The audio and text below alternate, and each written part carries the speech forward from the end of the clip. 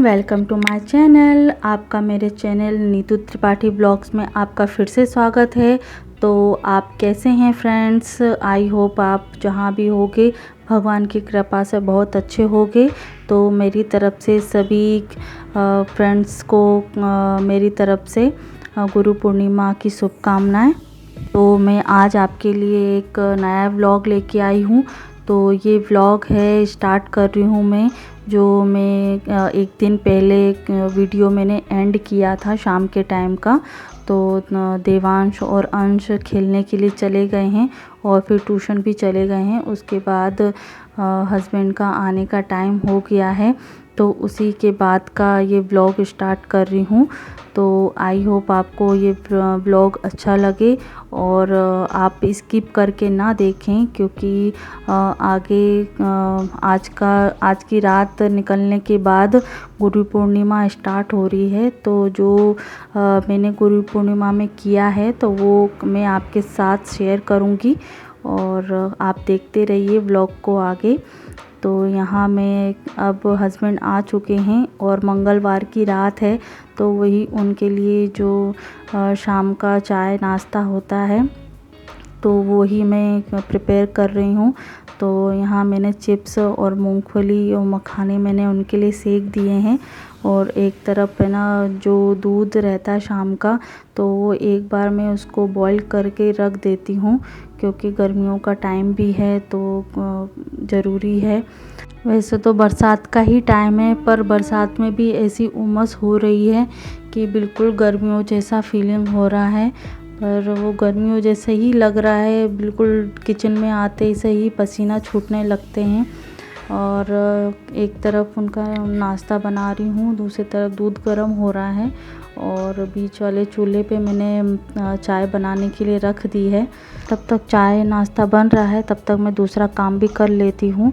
तो जो बीच में बच्चे चाय पानी करते रहते हैं तो बीच में प्लेटफॉर्म थोड़ा सा गंदा हो जाता है, पानी के छींटे हो जाते हैं, तो उसी को मैं हाथों हाथ साफ़ भी कर दे रही हूँ। और शाम को ही मैंने दोनों बच्चों के टिफ़िन बॉक्स निकाले थे, तो बोतल और टिफ़िन बॉक्स भी जो थोड़े बहुत बर्तन रह गए थे शाम के, तो वो भी मैं हाथों हाथ मांज के रख दूँगी। तब तक मेरे ये दोनों काम भी होते रहेंगे। तो यही थोड़ा शेड्यूल रहता है मेरे शाम का। तो यही इसके साथ क्या टाइम भी बचता रहता है। यहाँ चाय दूध भी गर्म हो रहा है, तब तक जो गिलास और टिफ़िन बॉक्स थे तो वो मैंने मांज के रख दिए हैं। और शाम के जो बर्तन थे तो वो भी मैंने धो धा के उसको स्टैंड पे लगा दिया है। तो यही थोड़ा मैनेजमेंट करना पड़ता है कि कम टाइम पर ज़्यादा से ज़्यादा काम निपट जाए और फिर उसके अकॉर्डिंग हम दूसरा काम भी कर सकें। तो यहाँ मेरी चाय भी बन गई है, तो यहाँ मैं चाय छान के उनको दे दूँगी और साथ में मैं भी चाय पी लूँगी। और मैं उन्हीं के साथ में चाय पीती हूँ। वैसे तो मैं 4 या 5:30 बजे भी पी सकती हूँ, पर यही है कि बनाना है मुझे, फिर भी उसके बाद दूसरी बार भी बनाना रहेगा, इससे तो साथ में ही पी लेंगे तो ज़्यादा ठीक रहेगा। और यहाँ हमने चाय पी ली है और तब तक शाम को बाबा अम्मा के पास चले गए हैं, ट्यूशन पढ़ के चले गए थे।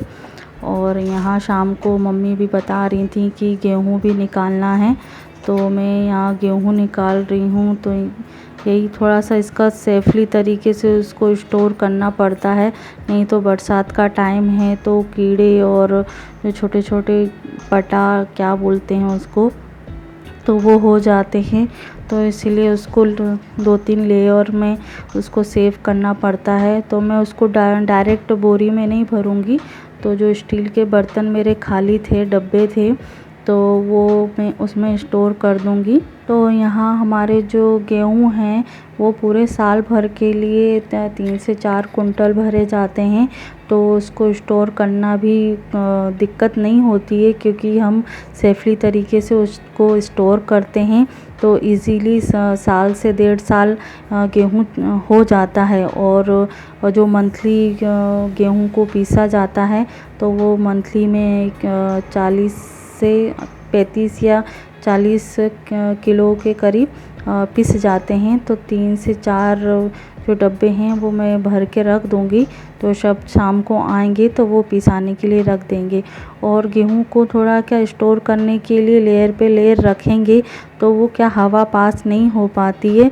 और जैसे आपको सही तरीके से रखना है तो आप जो नीम के पत्ते होते हैं वो आप उसको कीड़ों से बचाने के लिए सेव कर सकते हैं, या फिर जो अनाज वाली जो गोलियां होती हैं उसको कपड़े में बांध के आप उसके अंदर डाल सकते हैं, जिससे गेहूँ मिक्स में जो कीड़े होते हैं वो आप उससे बच सकते हैं। तो देखिए मैंने कितनी सारी लेयर करके रखी है कि जिससे बिल्कुल उसमें हवा या कुछ सीलन टाइप में नहीं जाएगी। तो बिल्कुल 1.5 से साल तक हमारे गेहूँ बहुत अच्छे तरीके से रहते हैं और बीच में सुखाने की भी ज़रूरत नहीं पड़ती है। तो देखिए मैंने यहाँ 3 डब्बे गेहूँ पिसवाने के लिए डाल दिया है। तो आज शाम के चले जाएंगे तो कल शाम तक या सुबह तक पिस के आ जाएंगे। तो यहाँ दूसरा दिन हमारा स्टार्ट हो गया है, जो गुरु पूर्णिमा का दिन है। तो आज है 13 तारीख। तो यहाँ अंश स्कूल जाने के लिए तैयार हो गए हैं और साथ साथ में मैंने सुबह मतलब रात को ही मैंने प्रिपरेशन कर ली थी कि कौन सा सामान वहाँ जाना है, क्योंकि मॉर्निंग में ही उनको फिर ठीक ठाक टाइम मिलता है तो सामान को पहुँचाने के लिए। तो मैंने पेटियां भी तैयार करके रख दी थी, तो साथ में पेटियां भी चली गई हैं और अंश को छोड़ के भी आ जाएंगे क्योंकि वहीं से वो बस से जाते हैं।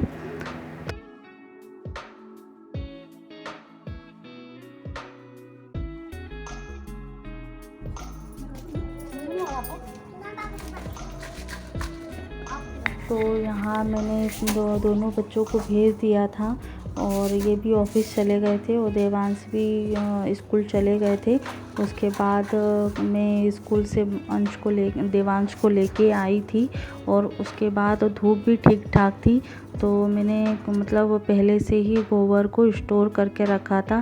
पर गाय का ऐसा है कि थोड़ी ठंडी सी जगह देख के वो कहीं भी गोबर कर देती हैं। तो वो जैसे मैंने गेट खोला था तो मुझे फिर से गोबर दिख गया था, तो वही मैं उठा के उसको जो एक हाथ से जो लीपने का होता है वो तो मैंने नहीं किया, पर जो मम्मी जिस तरीके से करती हैं तो मैंने उसी तरीके से इसको वो कर दिया था कि थोड़ा सा धूप भी है और आज त्योहार भी है। तो फिर मैंने उसको लिक्विड टाइप में उसको मग्गे से डाल के बढ़नी से, जो हमारे बड़ा वाली जो बढ़नी आती है उससे लीप दिया था और वो सूख भी गया था, क्योंकि अब पानी भी गिरता तो होता कि हाँ नहीं है, पर धूप भी बहुत ठीक थी और मौसम भी ठीक था। तो मैंने सोचा कि उसको लीप भी देते हैं और सूख जाएगा शाम तक। तो यहाँ मैंने अपना लीपने वाला काम कर दिया है और शाम के टाइम पे ही एक मंदिर जाने का प्रोग्राम था।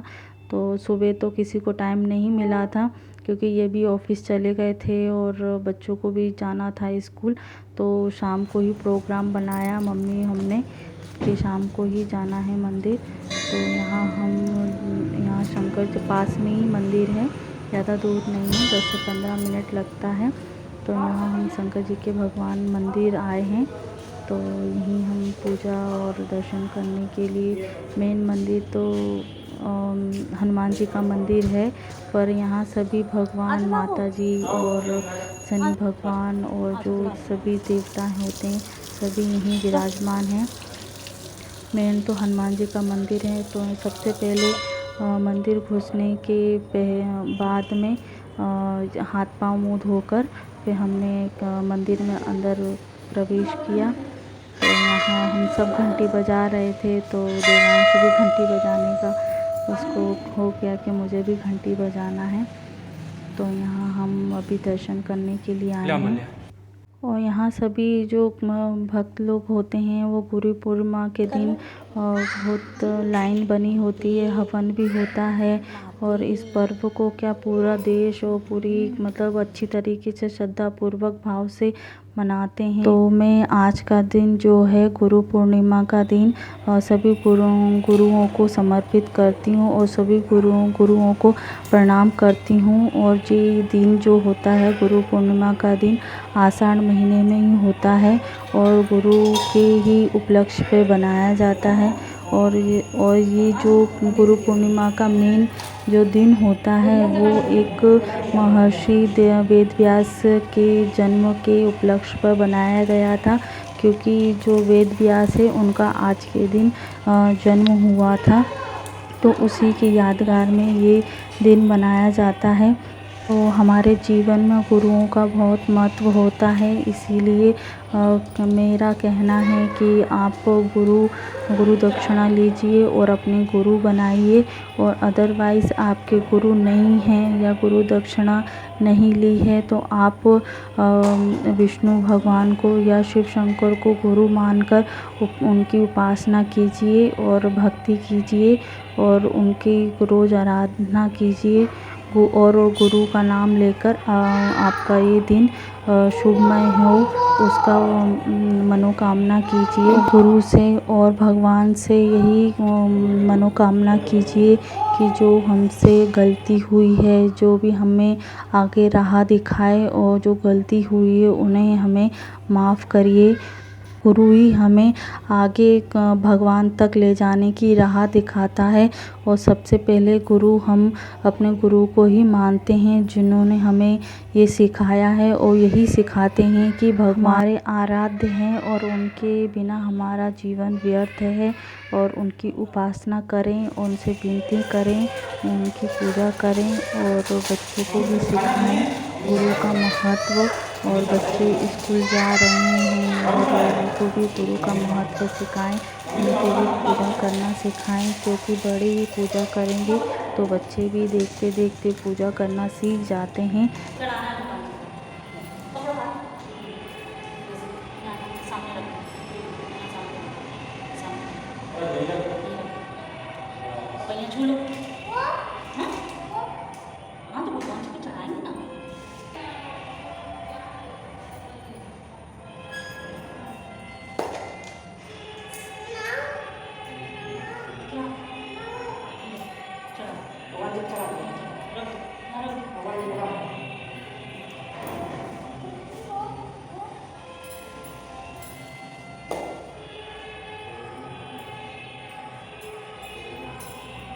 तो आगे हम शंकर भगवान के दर्शन करने के बाद और देवताओं की भगवान की पूजा करने के लिए अभी जाएंगे। तो आप देखते रहिएगा ब्लॉग। और यहाँ ऊपर चढ़ के मतलब नीचे ही हनुमान जी का मंदिर भी है और गणेश जी का मंदिर भी है। तो जैसे ही इंटर होते हैं तो गणेश जी के भगवान भी नीचे विराजमान हैं, तो वहाँ भी हमने दिया बत्ती करी। और मेन हनुमान जी का मंदिर है, देखिए आपको दर्शन करवा दिए। हाथ जोड़ के उनको प्रणाम कीजिए। और वैसे तो जाते जाते हमको आते आते हमको 8:30 से 9 बज गए थे। तो यहाँ हनुमान जी के भी दर्शन कर लिए हैं और ऊपर माता रानी भी विराजमान हैं, तो आइए हम उनके भी दर्शन करवा देते हैं। ये एक ऊपर जाके एक छोटा सा मंदिर है माता रानी का, और ये बरगद का पेड़ है, बहुत पुराना बरगद का पेड़ है। और ऊपर जाके और एक बड़ा मंदिर है जो माता रानी का ही मंदिर है, जिसमें क्या अंदर जाना अभी वर्जित है। क्योंकि तो फ्रेंड्स, आज मैं यहीं व्लॉग एंड करूँगी और आप गुरु पूर्णिमा के दिन ओम गुरुभ्यो नमः का जाप करिए और उनसे प्रणाम कीजिए। तो फ्रेंड्स, आपको ये ब्लॉग अच्छा लगा होगा तो आगे ब्लॉग में मिलते हैं और मेरे चैनल को सब्सक्राइब, लाइक, शेयर कीजिए। Thank you.